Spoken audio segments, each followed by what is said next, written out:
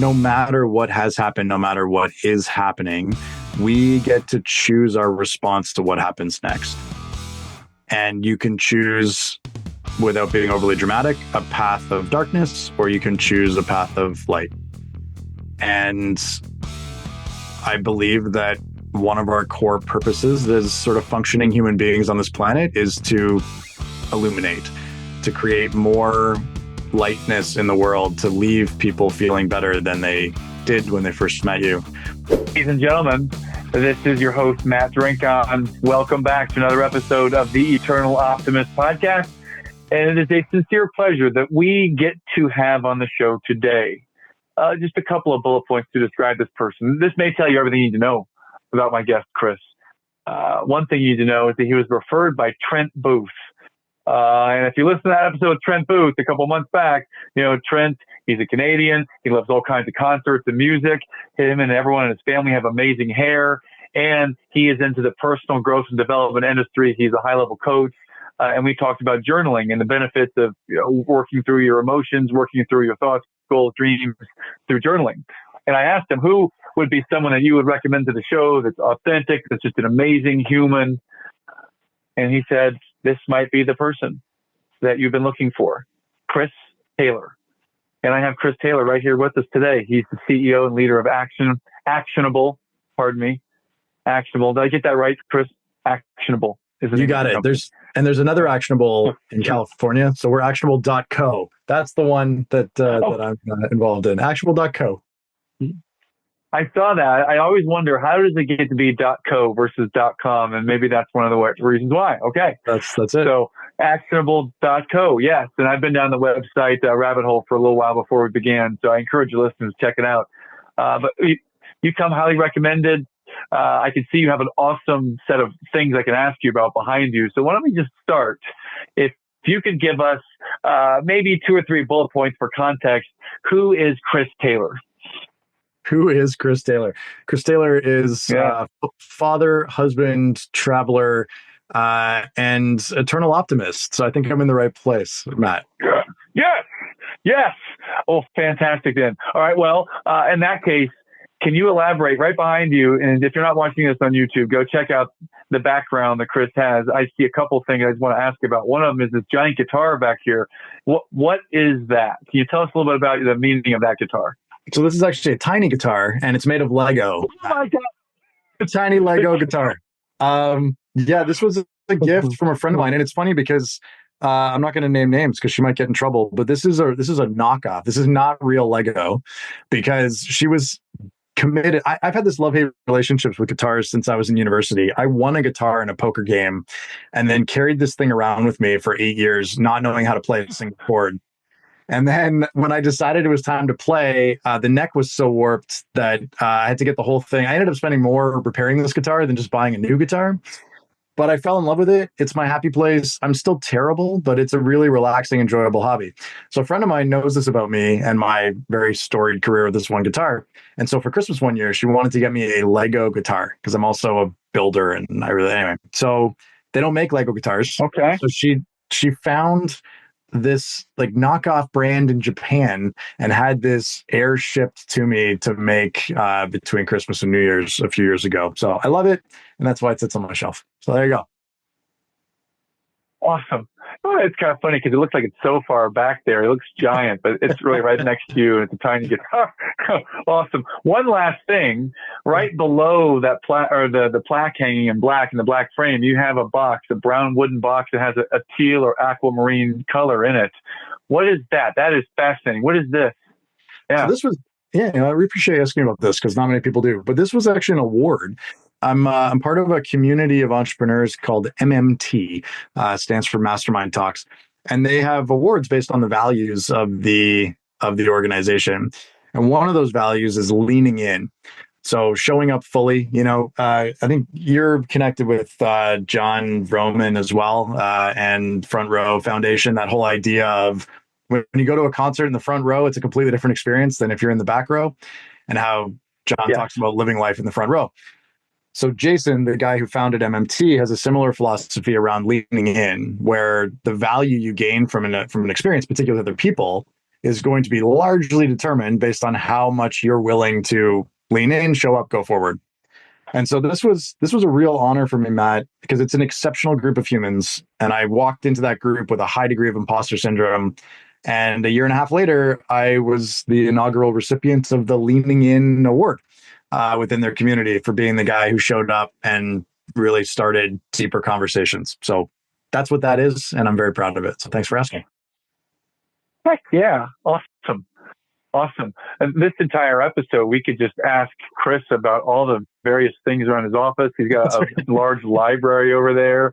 So I want to ask you about all that, but we're not going to do all that. Instead, we're going to ask Chris some questions and kind of dig into the story.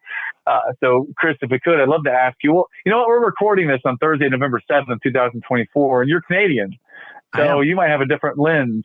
I'm curious. We just finished up this big election, which was very energized and polarizing. And now that the insanity is dying down, literally 48 hours ago, like people were angry, and now maybe some still are, but here that's all dying away. What's a Canadian perspective on watching an American election across the border? What does that look or feel like for you? Okay, so this is not my quote, nor necessarily my sensibility, but one of my favorite images that comes to mind was this meme about how living in Canada is kind of like living in the apartment above a meth lab at certain times, which again, not my language, Matt, but I think, obviously there's very direct ramifications of whatever happens in the US affects us in Canada. And we don't know what that's going to look like. My general philosophy with any of this is to really listen for, feel into the triggering events. Like, what is it that someone says or you see or you hear that creates an immediate visceral reaction, and to just stop and try to understand that a little more fully. So I've had strong reactions at various points during the election cycles, various media positionings around certain things. And I've really tried to use it as an exercise to say, what's going on here? Like, what is this for me that triggers this? And what other mindset could I bring to this? And what I found really to be a cheat code is curiosity. So curiosity internally, what is it that's going on for me? But curiosity for the person speaking or the particular turn of phrase or whatever, to say, what do I think maybe is going on there, and how could I find out more about what's going on there? So that, I'm with you. Yeah. I think that's been the big thing, Matt. I think, the one thing I really want to avoid, and I encourage everyone in my universe to avoid, is catastrophizing what has yet to happen. Like, whatever side of the fence you're on, just, we don't know, right, what's going to happen down the track. And so if we spend an inordinate amount of time worrying about what's going to happen down the track, all we're doing is pulling that pain forward and making it about what's happening now. That doesn't serve us. It doesn't serve the people around us. I think we can't live in a hole. I think there's real value, and it's important that we're looking for opportunities to contribute to making the world better in whatever way that looks like to us. But if it's something that we're thinking about in the future and there's nothing we can do for an immediate action standpoint, we got to let that go as quickly as possible. And curiosity is one of the best ways to do that, in my experience. 100% agree with everything you just shared. So much so that literally staring at me right below the webcam is my word of the year, which happens to be curious. Always, kind of have that as one of the four main core values. And I feel, for those out there listening, if you ever feel some of these trigger moments, then getting real curious around it is the antidote. It's like the antidote to having a very fixed position, is questioning, what if I were to look at it from a different lens, or what if that's true, or what if, instead of getting upset, I were to accept it and lean into it, or what if I were to figure out how to use this to my advantage in some way. There's so many what ifs, or how might I. So I totally agree and love your response. And for those who are triggered or upset about, well, it could be an election. It could be that person at the office who's out to get you. It could be the person who's slow driving, or whoever it is. Curiosity is a great antidote. So, 100%. Having shared that, let's dive into the center question I like to ask guests. Chris, if you could share with us, what is something in your life that you've had to endure or overcome? It's been extremely challenging for you. I appreciate sending this question ahead of time, Matt, because I think it's one that I've thought a lot about since we originally booked this session. And I'm going to answer it, I promise. So this is not a deflection, but I was thinking about the fact that, we're still here, right? So whatever challenge you've overcome, you overcame it, or you're living in it right now. And we're having gone through the other side of it in the rearview mirror, it feels smaller, right? And the more distance you put between that thing that was the biggest deal, and now it takes on an appropriate size and shape. And so it was interesting because I was thinking about some of the stuff that, I ran a business in my early 20s. I got literally locked out of my office by the landlord, like chains around the door because I was so delinquent on rent, and I was homeless. I was couch surfing, let's say, for an extended period of time during that because I was in such sort of destitution from a financial standpoint. That was apocalyptic when I was 22. And now I look back on it and I go, yeah, but not really. Like yeah, okay. But you're talking about like hundreds or thousands of dollars. It wasn't, end of the world money. You had a fabulous safety net of friends and family. You were never really at risk. But at the time, right, it felt like, I'm one step away from begging for change. Yeah.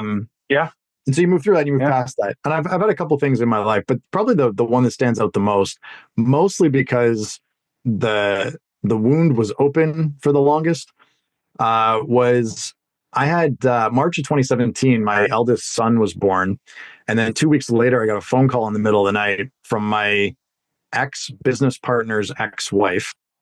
If you follow that, he was my business partner at the time. His ex-wife calling me in the middle of the night. He lives in Australia, so middle of the night, it's not truly unusual, but I got this phone call that he had been arrested and he was detained, and all of his assets had been frozen, which led to him actually going to jail for 3.5 years. And that's a problem when your business partner goes to jail. It's more of a problem when he was also handling all of the cash. And so at the time, the business I was running had about a $400,000 a month, or sorry, $300,000 a month burn. We were doing this big, and like we were investing heavily in the growth of the business. And so we had intentionally gone into a big spend period. And then right in the middle of it, he disappears literally overnight. And I've got $400K in the bank, and I've got about 52 employees. It was a very, very bad scene. And I had a newborn and a wife who had just been through a C-section, and we lived in a 3-story walk up. So there was a lot going on in life at that point. And I think that was that, and the aftermath was really the hardest thing I've had to overcome.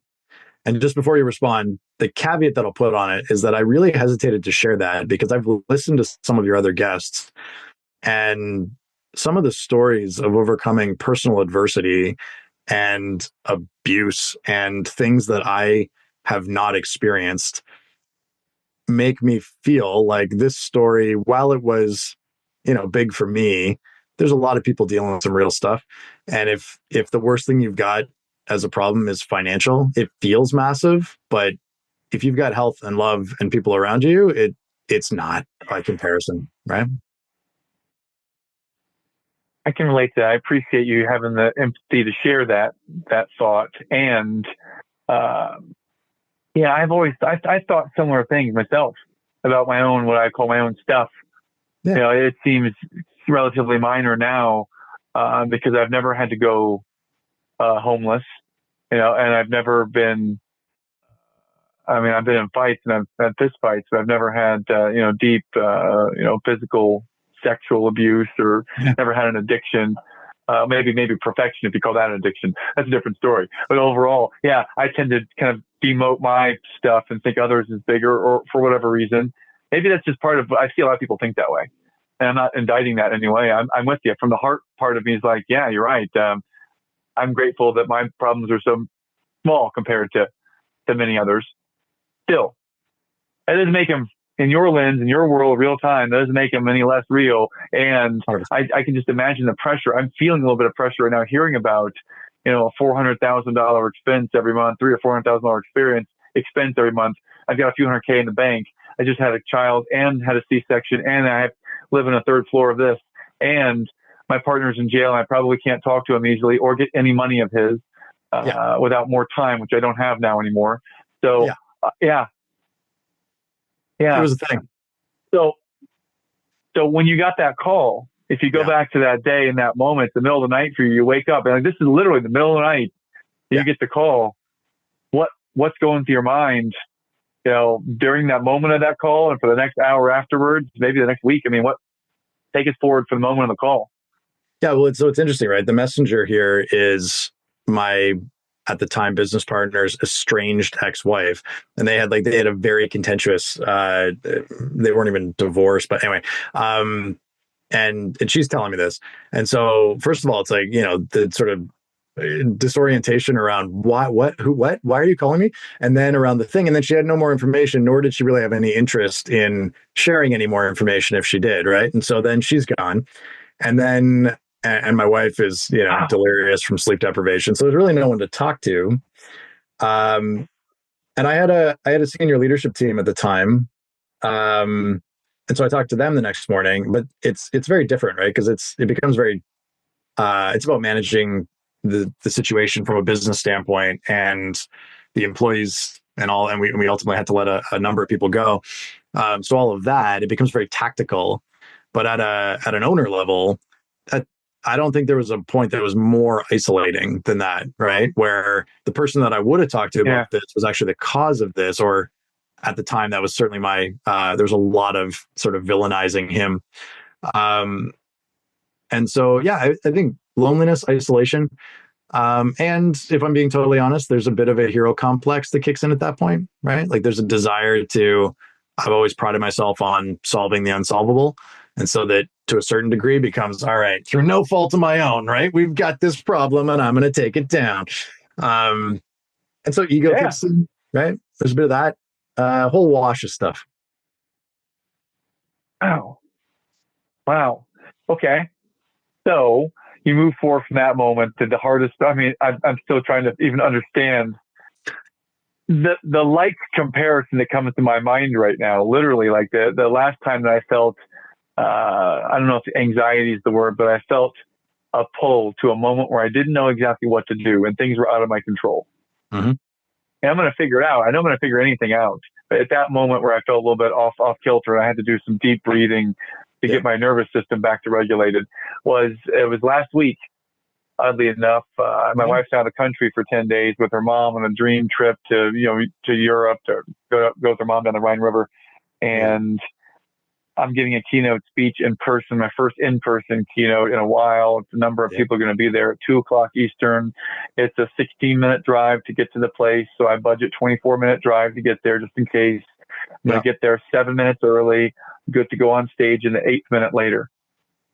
And I need to leave my house at 1:26 in the afternoon. At 12:47, just before the 1:26 deadline, I get the call from the school. Right. Your daughter fell, busted her head open, blood everywhere. You got to come get her. Right. And my wife's out of the country. I don't have any childcare. And for a moment there, I went frantic for a moment. And just for a moment, because I've been trained to go through the breathing exercise, but still, that doesn't make it any less real in that moment where your nervous system goes out of control and goes haywire. What do you do? Yeah. So from that sense, from like a nervous system, wherever you were at that moment, and you get this news, how did you process it with your breathing or with any kind of ritual that you might have to calm yourself? Does any of that connect or resonate with you, Chris? Yeah, certainly. I think, and I'm by no means the expert nor particularly great at it.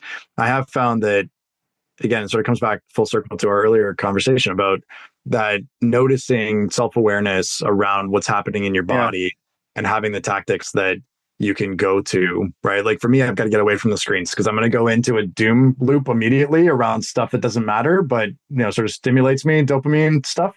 And I'm going to spend the next 12 hours doing that. So I need to get up, I need to move. I need to typically go somewhere, ideally outside, close my eyes, and just a few deep breaths. And that'll usually do it. But if not, then I've got a couple playlists that I'll put on that help as well. I hope you're hearing this, listeners. It sounds simple. It also works. Powerfully effective. Get up and move. breathe, Yeah. maybe have a certain playlist that can help you with this. Yeah. Which, man, I love all that. It's great advice. I mean, I'm sure you probably okay. covered it, but the box breathing, right? 4 breaths in, hold for 4, 4 breaths out, hold for 4. If you do a few cycles of, if I do a few cycles of that'll put you into a pretty calm state pretty quick. Yes. So, okay. So here's a moment. I'm getting fired up now. So here's a moment is that the box breathing, someone taught me that like in 2018. So I've been doing that as part of my like Hal Elrod Miracle Morning, for the better part of the last 6.5 years. And I just met a guy named Jeff Banman, and Jeff for like 30 years was the CIA, like counterterrorism trainer expert who would come and help people who were going to be moles. Give you an example, Saddam Hussein, if you're going to stand in the room with that guy and inform on him and you're part of his party, then you've got to be trained in how to be cool, calm, and collected, because if they catch you, they're going to kill you, right? In a horrible way. Yeah. So this guy, Jeff, trained all the people that would go and be moles in operations like that around the world. And I had the privilege recently being trained by him on how to regulate. And then he threw me on a paintball course and everyone shot me. It was fascinating. But I practiced this breathing. So imagine box breathing, but the only difference, it's the same technique. It's 4-4-4. It's breathe in 4, hold it for 4.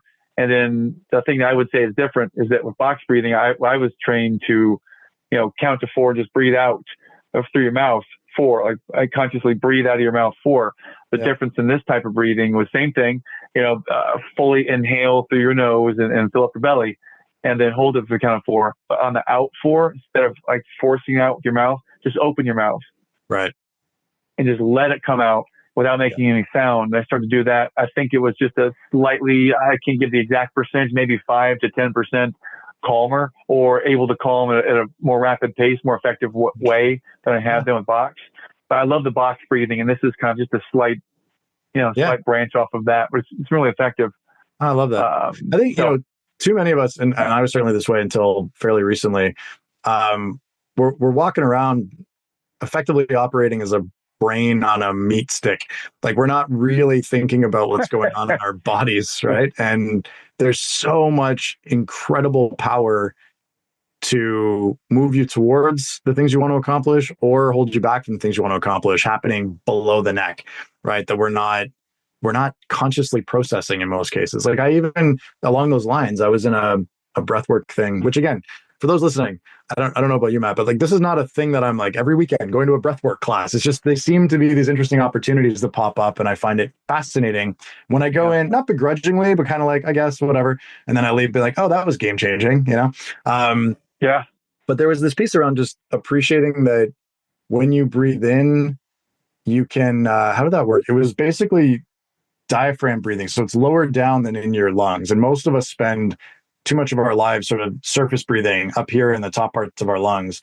And that's not actually I'm going to butcher this for anyone listening, but that's not actually the most effective breathing, nor is it like effective as in increasing your circulatory system, but nor is it the most common breathing. You want to breathe down deep, and that it takes actual work to reactivate those muscles, because we don't use them, right? Most of us breathe chest breathing in and out up here all the time. And it's actually like sort of a mild version of hyperventilation that we're living in most of the time, which is kind of wild, right? Yeah. So again, dear listener, if you're hearing this, that may sound simple. You may think you've heard a whole lot about the breathing thing before, but there's some real deep value to what we're talking about right now, because it's really, if you're looking to let go of stressors, if you're looking to regulate your nervous system a little bit differently, if you ever feel like, man, all of a sudden I just get anxiety out of nowhere, this has been a very powerful way for me to cope with it initially and then overcome it, and now and just do it for fun, and always in a pretty regulated place as a result. Higher inner peace. What brings you inner peace or joy? Question. There's a loaded question. So probably the most consistent and reliable is being on my bike. And for clarity, that's a bicycle, as in like pedal powered. There's a freedom. I live downtown Toronto. Like I'm in a big city and it's busy. And I find that being on my bike gives this level of freedom that I don't naturally cultivate in my life. I'm pretty regimented. I'm pretty structured. Like I was laughing as you were talking about leave at, this minute, 6 minutes later, allow 4 minutes overlap. Like I operate the same way, right? There's a cadence to my life that is very structured. And so Yeah. when I've got, deliberately set 3 hours of free time and I get on my bike, not knowing exactly where I'm going, but knowing that I'm going to go until I want to come home, there's a glorious freedom in that. And it brings me great joy. So I go with that. Awesome.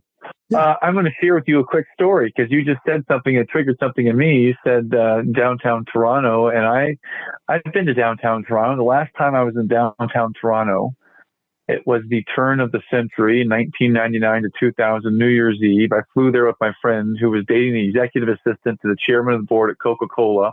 So I go there for a Coca-Cola party at the Penthouse, the same hotel the Toronto Raptors are having their end of the year party in.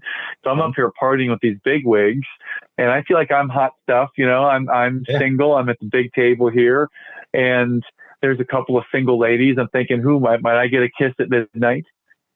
So anyway, we progressed throughout the party after the big dinner. We got about an hour till midnight, and I've not really made a great connection with anybody, so I look like I'm going to be kissless.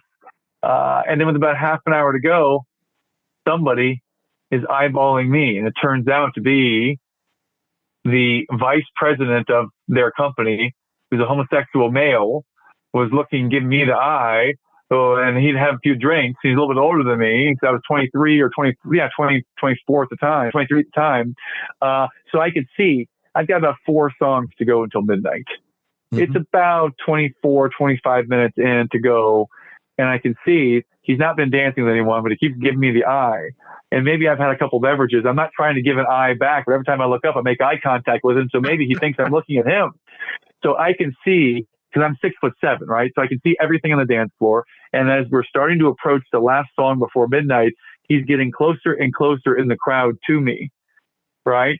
So at the stroke with 1 minute to go, the ball is getting ready to drop. They still showed that at the hotel, even though we're in Canada. They're showing them the ball in New York.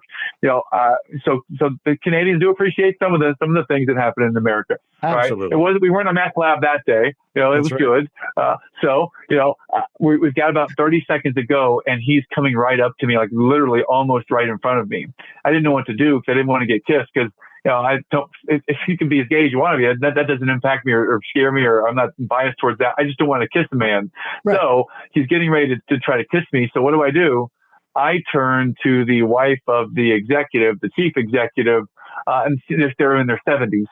And I turn to her and I dip her, and give her a big smack on the cheek. And that is how we celebrated New Year's Eve and Christmas, turn of the century by doing that.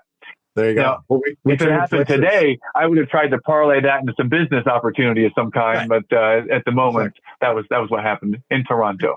We traded places because I New Year's Eve '99, I jumped in my car and drove to Manhattan to be at the ball drop for that big party. So I was stateside. You were here in Toronto. Awesome. Well. Let's go back to Chris Taylor. So, we've been talking about, what brings you energy or joy. You've shared some great things about your giant Lego guitar behind us. And we've talked a little bit about this incredibly challenging scenario that you found yourself in. So if we could get through that, how did you end up resolving that? I mean, how does that sit with you now, 7 years later? What happened once that fateful phone call happened? So, I mentioned at the beginning, the reason that I consider it to be sort of the hardest thing I had to overcome was because I let it sit as an open wound for probably 5.5 years. I had a lot of resentment, a lot of anger, a lot of sense of betrayal towards that partner. And the business, I was stuck personally, and the business was stuck. And I didn't appreciate until after the fact that they were absolutely linked. The fact that I was stuck and the business was stuck. Because I spent, I think it was 37 months following that moment, not knowing at the beginning of the month how we'd make payroll at the end of the month. So 37 straight months of just like grind, right? Day after day. I got like a 2-day reprieve basically from whatever, the 2nd of the month until the 4th before it would start to rear up again or be like, right, I'm not actually out of this. I made it through that month, but I gotta, and so there was, Damn. yeah. And so I got pretty angry. I got, there's a level of the world's on my shoulders. I've got to be the one to drive this, sort of kicking in. And I think this will probably, I don't know, whatever, but I haven't really thought about this. So I'm saying this out loud as I clarify for the first time. That plaque behind me, that MMT award for leaning in. Yeah. I joined MMT in 2020, like a month before the pandemic happened. And then I didn't really get involved actively until there was a live event, which was 2022. And so that was my first time being with that group in person. And I met some exceptional humans who had been through some pretty exceptional challenges of their own, because it turns out we all have scars, right? So if you live on this world long enough, you've got stories. And I found that just being able to talk it through with people that had different experiences, but equally, equal of magnitude, over and over and over and over again, started to do a couple things. It put it in perspective. So it's that whole idea that things become smaller in the rearview mirror. That was true. Where again, I don't discount it. It was a major transformational event in my life, but putting the appropriate boundaries on it and saying, but it doesn't define my life, really helped. Actively working on forgiveness, for my ex-partner, for lots of other factors that kicked in around that time. That played a big role. And just really acknowledging that when you're an entrepreneur in business and something material happens to the business, that for most of us mere mortals is a personal event as well. And that we've got healing to do to work through that. And so, then I went through a period of like, well, I wish I'd started healing sooner. It's like, but so I had to forgive myself for a lot of stuff, right? As working through that. And and then, shockingly, the business starts to move forward when I'm in a better place to actually run it, not from a place of survival, but from, what are we actually doing here? What kind of market are we trying to make on the world? What kind of environment do I want to create for the team that works here? What do I want our clients to experience? All of those things, and putting my brain towards those instead of how do I make payroll, compounds, leads to more growth and more success. So I wish I could say this is the thing that changed it, but it's doing the work, right? Like it's taking a look inside. It's being willing to talk to others and letting go of ego a little bit, and moving through it. Yeah, I made a bullet point list of the things you shared because A, I'm a nerd. B, there's a lot of wisdom you just shared, and here it is. You find a place you feel safe enough to talk about it with your peers. That is essential, especially for the strong, alpha-minded male or female out there that thinks they can just compartmentalize and keep it all inside, which I did for years. Yeah. And I got by, and I sensed that you had survived that. But to use your words, you want to move from survive to something other than just survive, just make payroll, right? So talk about it with your peers that you can feel trusting and safe around to do that. And you found the environment. Number 2 is forgiveness. I love the way that you shared that forgiveness. I remember doing an exercise probably around 2018 when I was going with my coach over some of the things that were built up inside me I was angry about. I needed to let go of them. And one of them was kind of like one of the 12 steps of Alcoholics Anonymous. It was, just forgiveness. So I sought out the person I was angriest with. At one point I may have said that I hated this person, and tried to let them know I forgive him, whether that mattered to them or not.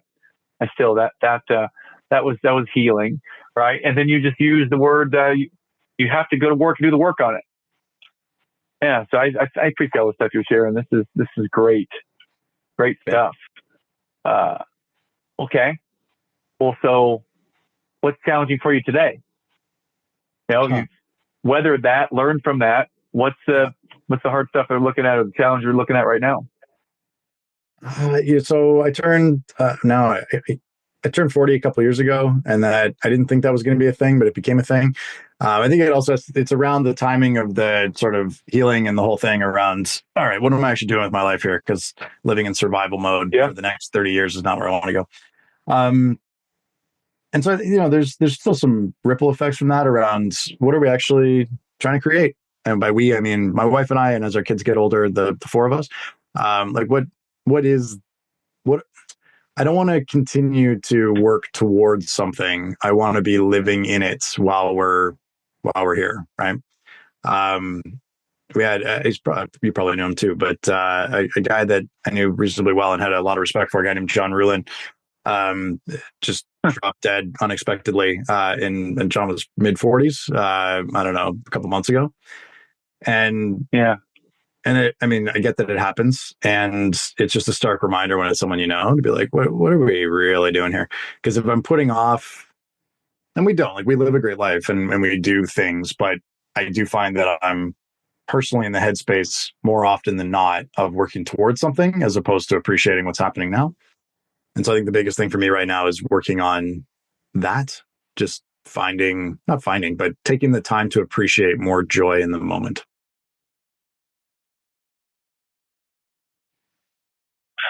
I love that you said that. I was on a coaching call yesterday, and we're talking about the same exact subject of, kind of the whole Dan Sullivan gap in the gain concept. Yep. And, we're talking about strategies that can help us to learn to appreciate more in the moment. And this is where I've fully been, you got the book right there. Yeah, that drawing in the first chapter of the brains and the gap in the gain, I use that on a regular, almost daily basis. So for all the listeners out there, it's a great book, The Gap in the Gain, if you're a recovering perfectionist or if you're having trouble finding inner peace or you're giving yourself a lot of self-criticism about what could be or what should be. Yep. Great book, great resource. But what I feel compelled to share with you is that we're sitting there talking about it, and I've been so dedicated to this practice, and I feel that it's working. I can feel it in my body, and my mind, of course, has been the driver for a long time, but I feel that it's working is that every day, of course, I write down in the journal, and it's about 5 to 8 minutes. And I just write down what are the 3 magic moments I want to appreciate from yesterday. And I've been doing that for about 2.5 years, and then 98% of the weekdays. And I feel that the autopilot is now set to that more after doing that. Yep. Does that type of technique work at all for you, Chris? Or what type of thing are you doing to actively move towards? Yeah, and I appreciate the question. So the irony is that Actionable is all about supporting and measuring behavior change. So I'd say if there's a subject matter that I have subject matter expertise in, it's around how behaviors are formed, how habits are created. And then I become my own worst student when it comes to actually putting this stuff into practice, right? Because the external data, our data, is very clear on those two things. You want to make it a daily practice and you want to journal. Those can be two separate things, but whatever the thing is, doing it daily, journaling about it, massive power. The other factors that I know to be true from our own platform data is having an accountability partner, someone that's aware of what you're working towards, plays a major role in the likelihood you'll stick with establishing a new habit. And then the last piece that's worth getting into is I love the fact that you write down 3 things, right? It's 5 to 8 minutes. It's short, it's manageable. And for some people, like, I'm going to do that. But then they go, I don't really have time right now. I got to go do the thing. Even though it's only 5 minutes, it still feels like too much for people. So a guy named BJ Fogg out of Stanford, who's sort of the godfather of behavior change science and measurement, talks about making the behavior laughably small. Laughably being, it's just easier to do it than it is to justify not doing it. So for example, right, if someone wants to engage in this practice of capturing gratitude on a daily basis, it could be when I sit down at my desk in the morning, instead of opening my email, I will open my gratitude journal. That's it. The idea being that once you've opened the book, now it becomes easier to pick up the pen. Then it becomes easier to just, right? It's like people that make these commitments of like, I'm going to go for a run every morning. It's like, that's a big ask. So instead, if you go with, I will put on my left shoe, that's hard to justify not doing. And then once you've done it, it's easier just to put on the right shoe, right? And keep going. That's right. That's right. This is one of the many books that I've picked up at Goodwill for $1 that I've not read yet, and I'm trying to find the BJ Fogg book up there, Tiny Habits or something. That's it. Okay, yeah. So making it laughably simple. Yeah, laughably small, right? Like it's just something that's so contained. Laughably. Yeah, like I used to be about 60 pounds heavier and not physically active at all. I was basically like a potato with toothpicks for arms. And so working out felt like a really big deal. And so when I wanted to start getting in shape, it was when I crossed the threshold into my bathroom in the morning, before I brush my teeth, I will do one push-up. Because it's hard to justify not doing one push-up. And then once you're down there, particularly if you're in the shape that I was, it's easier just to do another one than it is to get back up. So you just do a couple more, right? And keep going. So we need to we need to be easier on ourselves. And whatever habit we're trying to change, don't do it from a place of, I have to do this because I'm a terrible person for not doing it. But instead make it about the curiosity of what would it look like if I did this thing? And then what's the smallest possible unit that I could commit to? Yeah. Yeah. Well, which leads me to kind of like just pull things back a little bit for a second. Your company, actionable.co. Can you talk a little bit about what inspired you to found this company, why this is your driving business right now? Just a little bit about Actionable, please. All right. So these books and a couple thousand more were really the origin of Actionable. So one of the things that you and I share, Matt, is we both worked at Cutco for a number of years. I ran a district office, and I went really well for a period of time, and then it went really poorly after that. So when I had the chain around the door at the office, it was my Cutco office, because I was reasonably good at recruiting and training university kids. I did not understand cash flow management at all, and like at all. And so I ran the business into the ground. Okay. So what does that have to do with Actionable? Well, when I had no money and I was in BC, my parents were in Ontario, which for our American friends is a sizable distance between the two. They flew across the country. They told me that I could move home and live rent-free in the basement for a year so I could sort of sober up in all senses of the word. And I started reading a lot because I wanted to find out what I'd done wrong. Well, originally it was what else had been done to me. And then it was what maybe I had done wrong. And then, just became kind of interested in these ideas. And like I was reading a ton, Matt. I was probably reading 4 or 5 books a week and nothing was changing, which led me to sort of a palm to forehead moment of, yeah, right. Because you're not actually doing anything different. You're just consuming. You're not actually applying. And so I became, this is now 2007, 2008, I became obsessed with the application of learning, and specifically around how we can put ideas into practice in a repeatable, consistent way that leads to lasting change, which led me down a whole bunch of rabbit holes, one of which was around the science of behavior change and understanding, high functioning adults, busy, time starved, how we take those existing patterns of behavior and insert intentionally new patterns of behavior. So I was reading a lot. I knew that I probably wouldn't stick with the reading. So this is what I decided to do. Instead of consuming as many books as I was going to dial it back to a book a week. But I wasn't just going to read the book. I was going to summarize it and put one idea from the book into practice. I knew I wouldn't follow through on that unless I had some accountability. So I created, I emailed 30 people in my universe and said, hey, I'm going to do this thing where every Tuesday, if you're open to it, I'm going to send you a summary of a book I just read. I don't care if you read it. I just want you to call me out on it if you don't get it on a Tuesday, because it means that I'm slipping. I want to do this for a year because I want to make 52 behavioral or attitudinal changes so that I can be a better version of myself. Okay. So you open this door, Matt. Now we're going down this long corridor. I love this corridor, by the way. This is great. I got my popcorn here. I got my lightsaber just in case. Got a gun over here. Those are legal. So we're ready to rock. Great. So I started doing this and people liked them. And so they started sharing it and it turned into this thing. At one point we had, like 30,000 people that were accessing this email of me writing a summary of a business book and just sharing it out. And a couple of really interesting things happened at almost the same time. So now we're at about 2010. So I had a whole bunch of job offers come in randomly because I was being fairly transparent. So I'd taken a job and I was doing corporate marketing, getting back on my feet. But I also had people saying, hey, I love the summaries. but I want my team to be across this information. Would you come and train our team on this stuff? And I would say, well, this stuff is Jim Collins's stuff. So no, I can't do that. But what I could do is I could do sort of a mashup of my own take on that. And like, yeah, that sounds great. And so I sort of accidentally built a training company where over the next couple of years, I had a small team of 4, and we were doing a lot of corporate training events, teaching ideas from popular business books blended together. So that happened. The other thing that happened was I had gotten in the habit of sending a copy of the summary to the author of the book after I wrote it. And there was no ask. It was a 3-line email, basically like verbatim, because I literally sent about 400 of these.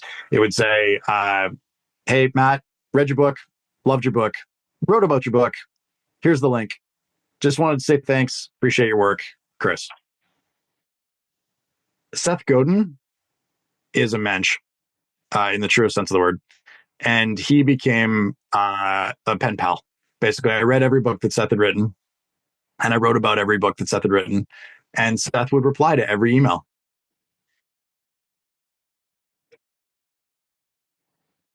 I'm just watching. You got a Seth book there? I appreciate your patience. And for our listeners, we just had what you would call at 24 minutes past the hour, the first child headbutting. There was a big destructive argument, and things are going on. And I just put a little bit of love in the room. And Perfect. So that was it. I stepped away. All good. I was just so intrigued. I thought you were going to get a Seth Godin book. So did you catch all that, or do you want me to go back to any of that? Oh, I could hear the whole time, and I could go get my purple cow Seth Godin linchpin book over there if you want to. So this was the thing. So linchpin had just come out. So this is like 2010, 2011, and I finished it. I wrote about it, and I emailed him my usual standard email, and then I added a line that said, "Hey, so I'm starting to appreciate the fact that the new release book is actually 2-year-old thinking for most authors, right? Because it takes time to write it, publish it, the whole thing." Said, "I'm curious about what's happening in your head now. So if you're open to it, I would love to come down and interview you about what's going on in your head." And then in sort of classic Seth fashion, I got an email back about 8 minutes later that said, "Yep, sure. How's next Thursday?" Because I'm in Toronto, he's in New York. And okay, guess I'm going to New York. And so I rented a video camera. I rented a light. My girlfriend at the time, now wife, came with me. And Right. yeah, and 2 interesting things happened. One, if you're going to do a trip like that, I thought I should see if there's other authors. And New York's a big city. There's probably other authors. And there was this upstart wackadoo guy named Gary Vayner something at the time. And Vaynerchuk had just written Crush It, and he agreed to an interview. So I sat down Midtown with Gary, and then I drove up to Yonkers to visit Seth. And then I had these 2 completely different and both very high profile authors that I had now interviewed, which then opened the door. And I went on this 2-year pilgrimage of interviewing some of the biggest names in leadership and personal development books. And it was awesome. But that's not even the point, because you asked, how did we get from Cutco to measuring behavior and supporting behavior change? Seth invited me to stay for lunch. And I had a lunchtime conversation with Seth Godin where he asked me, as Seth does, a series of seemingly simple but deeply penetrative questions around what do you want to do and what matters and what lights you up and what are you really trying to do here. And I became really aware of the fact that I liked training, but what I was really passionate about was the change that it enabled, and that I actually had no idea if the change was happening, because I did these trainings, I got great feedback scores, and then that was it. And until they invited me to come back in and do it again, I had no visibility to what was happening. And I thought, based on my own habits of establishing new habits through taking ideas from books, change is hard. And I know that. And if you're trying to do it on your own without any sort of support or accountability, it's really hard. And so I thought, well, I should create something. I want to create something that'll support learners in putting the ideas into practice, make it easier for them to do the thing that they're trying to do. And that was really it. And then as I started doing that, I realized I actually had visibility around the change that was happening, and that might be worth something to the clients that were paying for the training. And that was really how Actionable pivoted from being a training company to being a behavior change, sustainment, and measurement company, where we now work with consultants all over the globe and their clients to shine a light on the change efforts that are happening and show an ROI on the training investment. Wow. It's a fascinating story. That's a long one. Let me ask you this. Yeah. Hopefully that's useful. So the girlfriend made it to wife. You two made it from that scenario. How did you pitch that to her? Like when you got this trip to New York, I mean, what did you guys do? And what was that like taking her? I mean, Amy's always been insanely supportive of everything I do. She's my rock. She's my also voice of reason that I occasionally listen to. But she's almost always right. Almost always. And so she was really supportive and she was keen to come on the adventure. She knew how much I admired Seth. And so she was there with me through it all. And then, we made a weekend out of it. It was lovely. Fantastic. Well, this has been intriguing, just picking your brain and learning from you this entire time. And we've gone in a number of different directions. Where can we direct our listeners to go and find out more about you and to learn from you and with you? Where are the websites and places, Chris? Sure. Yeah. I mean, if you want to see the work we're doing on behavior change corporately, actionable.co. Nothing against our California counterparts, but they have nothing to do with us. So actionable.co. But if you, I write a lot and I post a lot of video on LinkedIn. I'm not really active on most of their socials, but if you go to LinkedIn and search for Chris Taylor, there's about 40,000 of us. So if you search Chris Taylor Actionable, that's probably the best bet. But you'll see me get lots of video and stuff and just say, hey, I'd love to chat with whoever has any questions about any of this stuff. You just scratched an itch I didn't know that I had, but it's definitely in full itch mode right now. What's that? What's the craziest story that you have of someone that mistook you for someone else? Because Chris Taylor might be the most popular name next to John Smith in the universe. Yeah, that's right. So I'm curious, have you ever been mismatched with someone or ever have a funny story where someone thought you were the other Chris Taylor? Anything come up? I mean, on the name side, I don't know if it's funny. It's more just annoying. It used to be with the telco provider that I used to work with. It was just, or not work with, I was a client, but it would take like 15 minutes just to find my account because they just could not sort through the Chris Taylors. But no, it's interesting. When I was growing up, I got Daniel Radcliffe a lot. And then that, like the Harry Potter Daniel Radcliffe. And then that went away. And then it was, and has been for a while, Jeremy Renner, I get a fair amount, as in Hawkeye. So I'll take it. I'm sort of being in a superhero vein, which has been lovely. So, but no, very little case of mistaken identity. Yeah, people have confused me with Craig Kilborn, the old Sports Center guy back in the day, I think was his name, but then also Conan O'Brien a few times. So I'm not sure exactly how to take either one of those. But I'm with you. So we're down to the lightning round here, and I don't know how lightning this is going to be because you just mentioned you have 2,000 other books you've read, and I can see a boatload of books back there. But I'm going to challenge you, Mr. Overachiever and High Performer. I'm going to challenge you to put it in a box and try to contain it within 1 to 3 books. So what that doesn't mean, classical overachiever, I'm going to give you 4. I'm going to give you 5. 1 to 3 books that have had an impact on Chris Taylor that you would encourage others or recommend to others.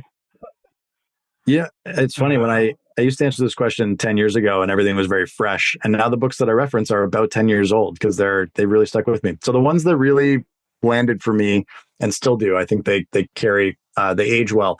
Drive by Dan Pink is really a primer in understanding human motivation for yourself and for others. So a nice counterpart to that is Influence by Robert Cialdini, or Influence.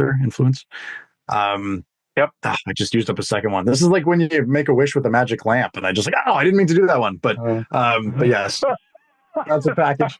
And then I loved and continue to love Bo Burlingham, who used to be the editor at large of Inc. magazine, wrote a book called Small Giants, and it was around companies that had outsized impact by deliberately staying small.